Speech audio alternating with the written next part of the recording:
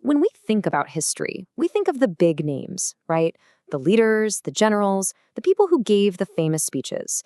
But what if the real turning points in history, the moments that changed everything, weren't driven by them at all?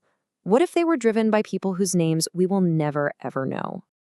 And that, right there, is the heart of what we're going to talk about. It's this idea that some of the most world-altering events don't start with a bang. They start with a simple, quiet act of obedience that no one even notices. An act that, well, it ends up changing everything. So take a look at this. On the one hand, you've got what we all learn in school, recognized history. It's the monuments, the speeches, the names carved in stone. But then there's this other side, unseen history. This is the history shaped by anonymous hands, quiet moments, and people just doing the right thing when no one was looking. And that's exactly where our story takes place tonight. Okay, let's go back in time. Picture it. It's the early 1930s, down in Charlotte. There's this big revival tent set up. You can almost smell the canvas and the dusty ground, see the lanterns swinging, and just feel this buzz of expectation in the air. Now, the preacher that night, his name was Mordecai Ham. And let me tell you, this guy was not known for pulling punches. His style was bold, it was direct, it was urgent. He talked about sin and repentance in a way that just shook people to their core, because he genuinely believed eternity was hanging in the balance. And people came out in droves to hear him. The tent was absolutely packed to the gills. I mean, every single seat was taken, there was no room left. And that little detail, well, it's about to become the most important detail of the entire story. So, drawn in by all the noise and the singing, two curious 14-year-old boys wander up to the tent. They peek inside, but they see it's a solid wall of people. No place to go, so what do? They kind of shrug, and they turn around to leave. And right there, that should have been it. End of story. Just two kids walking off into the night, having no idea they were a single footstep away from a moment that would define not just their lives, but the lives of millions. But someone noticed. It wasn't Usher. We don't know his name. History never wrote it down. But he saw those boys turning to leave, and he didn't even think. He just acted. He ran after them, stopped them, and said, "Wait, I'll find you a seat." He then led them back into that packed tent and somehow convinced people to squeeze just a little bit tighter, making room where there was absolutely none before. And because of that one simple act, because that usher ran, because he made room, those two boys sat down, they heard the message, and that very night, both of them gave their lives to Jesus Christ.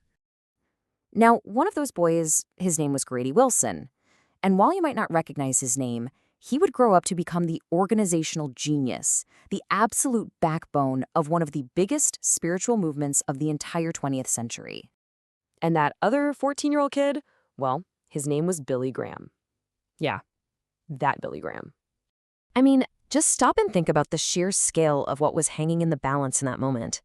That one boy, Billy Graham, would go on to preach the gospel in person to over 215 million people, more than anyone else in history.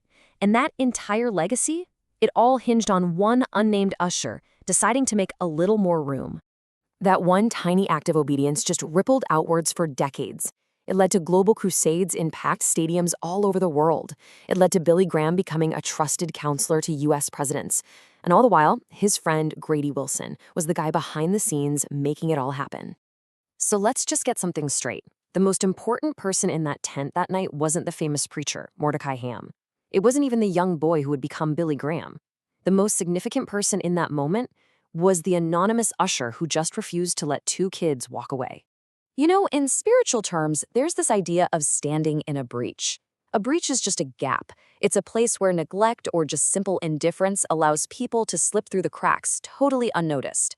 That night, the breach looked like a full tent and two boys turning to leave. And look, that usher could have just stood there. It would have been so easy to think, oh well, it's too crowded or someone else will handle it. But something inside of him, this deep conviction, basically just said, nope, not on my watch. And this really gets to the core of it all, doesn't it? Our world measures impact by how big and visible it is, the size of the stage, the number of followers. But this story points to a completely different way of seeing things, where what God really values is simple faithfulness in the small, unseen moments. So what's the big takeaway for us? Well, here it is. The call on our lives isn't for everyone to become a Billy Graham. That's not the point. The real, urgent call for every single one of us is to be willing to be the Usher. So, what does that even look like in our world today? Well, maybe it's that tough conversation you keep putting off. Maybe it's reaching out to that person at work or school who everyone else ignores. Or maybe it's just taking one small step of faith when everything in you wants to stay still and just let the moment pass you by. So, this whole story, the story of the Usher of Charlotte, it really leaves us with one very personal question.